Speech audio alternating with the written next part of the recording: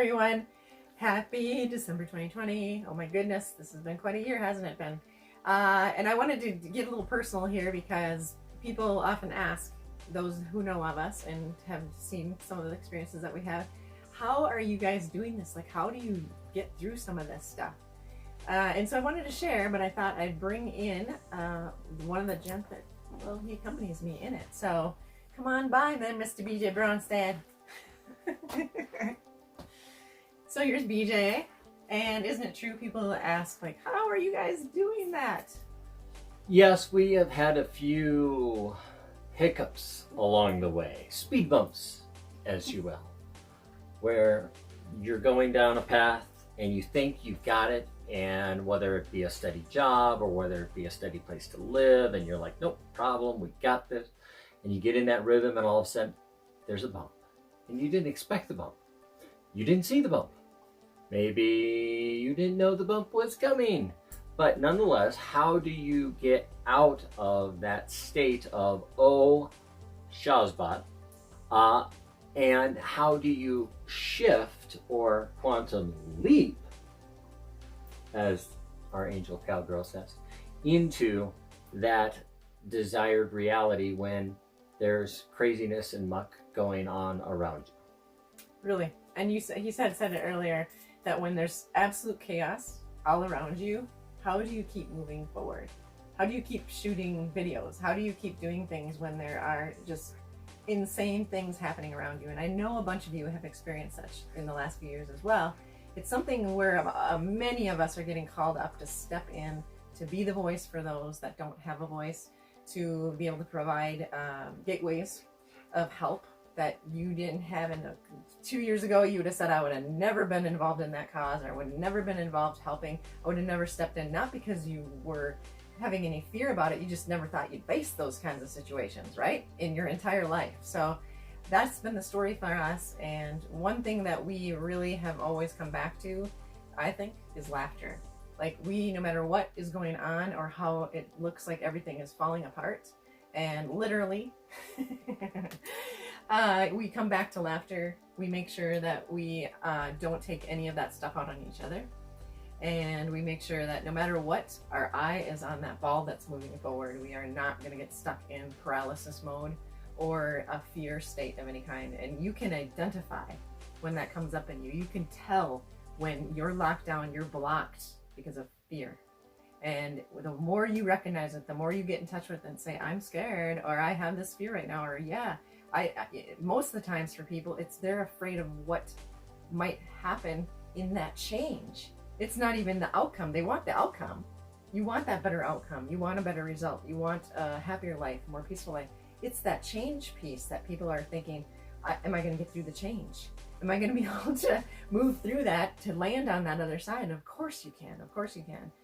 In the moment that it's happening and things are falling apart, you can go, what? How did I invite this in? How did I attract this? Well, guess what? On this planet right now, as a collective humanity, we did choose to take on a lot more than just our own personal lives. We did decide in favor of whole collectives, every skin tone, every heritage, we all have decided somewhere along our path, our timeline, we said, we have to get into that year of 2020, and we're all going to move forward together as one. And it sounds like cliche or slangy or whatever, but the truth of the matter is, what's been erupting all over the place? The division, the separation, the illusion that that can even be a part of anything. And so when you are being faced with these uncanny situations, the more you can stay really rooted and anchored, coming from your heart and responding from your heart and responding to everyone through kindness and mindfulness. It doesn't matter what they've chosen to do with their lives or what they're doing to others. And if you can stay really, really, what would you call that? Threaded in it. Like, just go ahead. No, just grounded in it. I mean, just ground in the moment and not spiral, because we get stuck in the emotion, that spiraling emotion that happens when change happens. And I've had a lot of opportunity in my lifetime to go through change, including near death. And what does that mean? And for what's always been shown to me when I wasn't in this physical form, when I was having my near-death experience, is everything is nothing but light. Everything is nothing but love. That's it. That's our universe. So what we bring into physical form, her cowgirl hat, her purple hair, everything else, right? My beads, whatever, that's all from here thought, and we co-create with the universe and bring it into form, right? So when you're facing reality that is less than what you want, stay out of the spiral. Their emotion is their emotion. That doesn't mean that you're better than them. That doesn't mean that you're less than them. That just means you're on a different wavelength, a different frequency wavelength. So if they're here and they're going up and down here and you happen to be up here, your wavelengths are not going to intersect, are they? And that's all it is. It's just you're on a different frequency. Allow yourself permission to forgive yourself. Hopo'ono. If you've never heard of Hopo'ono, Dr. Henlu and Dr. Joe Vitale talk about it. And Dr. Joe talks about it in his book, Zero Limits. If you've never looked it up, look it up. And it's basically 4 things. And the premise is this. What we come into is we come in as a blank whiteboard. Everybody knows I love whiteboards. If you've ever seen me in any videos for my marketing stuff, I love whiteboards. Understatement. So we come in as a blank whiteboard. Everything else is on that whiteboard. Now, whether it's us or whether it's me, Jeannie, the people outside, doesn't matter. It's all a part of that whiteboard now. So when you are doing the exercise of Hopo'ono, it's I love you. It is I'm sorry. It is forgive me. Forgive me. Mm-hmm. And what's the other part of it? Oh my gosh. Oh my God, we're gonna have to pause this in editing. Hopo'ono. I'm sorry, please forgive me and thank you. Gratitude. Oh yes, of course. The gratitude piece is huge. Did you know that in the realm of energy around gratitude, that when you give thanks for something, your unforgiveness actually starts to peel away too. So anywhere that you might be feeling unforgiveness towards yourself or others, that can be peeling away during just your simple gratitude things. So you can't be in different frequency states at the same time. So in essence, if you're saying, oh my gosh, I'm so grateful for my health. I'm so grateful for my strong body that it's staying so strong throughout all this. You cannot be in the same thought stream saying, oh my gosh, I need to lose 10 pounds, or oh, I hate this about myself, or what. You can't, it's impossible. So if you want to move out of those slower frequency states and chaos, one of the fastest ways is gratitude. The angels call it the greatest momentum builder that humans have. Can you imagine? So if there's an area of your life that you really want to create some momentum behind it, start giving thanks day and night. When you go to, right before you go to sleep, give thanks for something. Give thanks for 10 things. Whatever you want to give thanks for. When you wake up in the morning, before you get a foot on the floor, give thanks for something. Because if you're a person that rises up, maybe you already start getting heavy feelings right out of the get-go, and you're afraid to look at your phone because there might be something negative in there.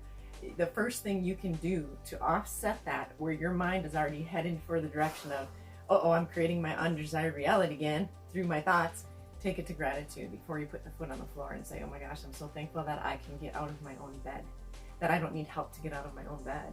If you are not in that place, that maybe you do have some immobilization, then give thanks for the fact that your eyes popped open and you get to see the world and you see color. Just this week, actually, I saw this awesome clip of this boy who was about 13 years old, and he had been presented colored glasses. He had never seen anything but black and white, and the emotion that took over him. Imagine his gratitude to see the world in a completely different way, completely different reality he just had presented to him that he could quantum leap to. That's quantum leaping in the tangible. This is what the angels call it. So go ahead. No, I love that. So that was, I have lost my I was so I was so in awe of Jeannie and so grateful for her sharing these messages.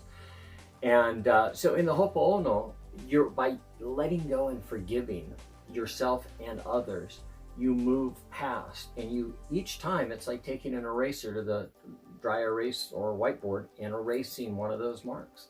And that's what that cleansing does. And because we're all connected, they don't have to do the work. You're doing the work. Because by you doing the work, by you getting back to love, right? Dr. David Hawkins has actually done all kinds of studies on the frequencies that different emotions have in the human body. And it's one of them, and it's called Power versus Force is the book. And in that, it talks about the different levels. So if you're anger, if you're loathing yourself, you're angry, you're in shame, in guilt, you're way down here. Mm-hmm. Once you start getting to the point where you're in love, you're way up here.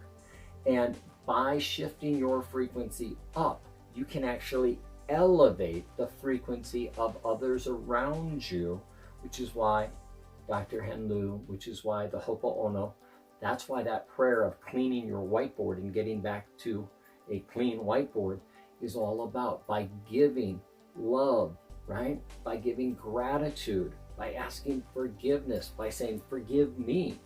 And why do we say that? It's because if Jeannie does something and maybe I don't like her purple hair. I love her purple hair, but this is hypothetical. Maybe I don't like her purple hair. He makes my purple hair. You never love it. Yeah. So anyways, then I would be judging her. And in that judgment, I've just given off an energy to the universe. So when I'm saying, forgive me, in the Ho'oponopono prayer, forgive me, I'm actually removing the judgment that I placed upon that other person. And then that's where the gratitude comes in, because you're telling the universe, thank you. You're telling that other person's higher self, right? The part that's above her cowgirl hat. You're saying, thank you for allowing me to realize that I have moved into a place of judgment rather than acceptance. And there's a huge difference. I totally agree. And here's the thing about acceptance and tolerance is that people often will say, especially when you're a kid, you'll hear adults say, I heard this plenty of times, well, I can't change my feelings. Did you know that your feelings actually come after your thought? Your thought comes first. How you're perceiving a situation, that's Sashi, our husky right now drinking some water, by the way. She's not a horse, she's actually a dog. She's trying to imitate the horse because she knows that's part of our bucket plan, so yeah. So that was said a lot, and a lot of people still say it as adults, I can't change how I feel. But in all actuality, in the realm of your quantum being and the way your mental mind works, you're having a thought about something, you're putting it in good or bad mode, usually. Not too many people think neutrally, but you're giving it some kind of a cast, it's your perception. You're casting that on there, then comes the feeling that wraps around that thought. So if you want to change how you feel about something or how you're experiencing things, the best way to go about it, the fastest, the most expedited way is to change your thought about it, your perception about it. And we've had this many times where we walked into situations where obviously we're all working as one. We are, as a divine collective, and everyone's divine. There's no person on the planet that you say, no, he's evil, or that person's so bad, he shouldn't even be here. The stuff I heard on social media this year about people should be dead, or people, whatever, it was so, I couldn't believe I was hearing this from every walk of life, teachers and philosophers, and you name it. I would hear those words coming out of people that felt very strongly about whether it was politics or anything else. That idea that you can condemn somebody to the point of death because of what their actions are, you delete and uncreate that as fast as you can, because anything that you're projecting out there like that means somewhere inside of yourself, you also have that condemnation and that degradation and that sense of somebody not being worth it to be here on the planet. It's a self-imposed thing that's being projected out to somebody else. So watch that. But yes, back to the feeling piece.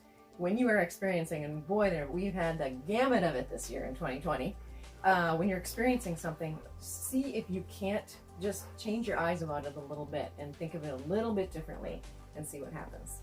This is Jeannie Marie Blaha and BJ Bronstead coming at you with messages from the quantum and ourselves and our central beings, all for you. Love you guys. See you soon.